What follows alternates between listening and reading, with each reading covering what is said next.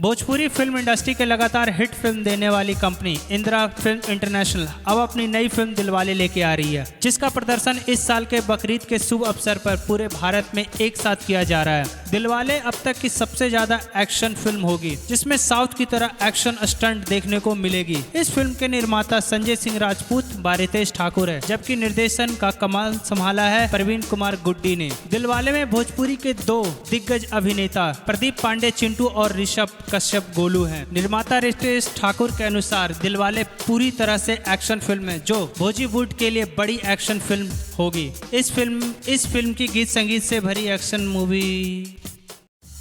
Bhojpuri film industry के लगातार hit film देने वाली कंपनी इंदिरा फिल्म इंटरनेशनल अब अपनी नई फिल्म दिलवाले लेके आ रही है, जिसका प्रदर्शन इस साल के बकरीद के शुभ अवसर पर पूरे भारत में एक साथ किया जा रहा है। दिलवाले अब तक की सबसे ज्यादा एक्शन फिल्म होगी, जिसमें साउथ की तरह एक्शन स्टंट देखने को मिलेगी। इस फिल्म के निर्माता संजय सिंह राजपूत बारितेश ठाकुर है, जबकि निर्देशन का कमाल संभाला है प्रवीण कुमार गुड्डी ने। दिलवाले में भोजपुरी के दो दिग्गज अभिनेता प्रदीप पांडे चिंटू और ऋषभ कश्यप गोलू हैं। निर्माता रितेश ठाकुर के अनुसार दिलवाले पूरी तरह से एक्शन फिल्म है, जो बॉलीवुड के लिए बड़ी एक्शन फिल्म होगी। इस फिल्म की गीत संगीत से भरी एक्शन मूवी।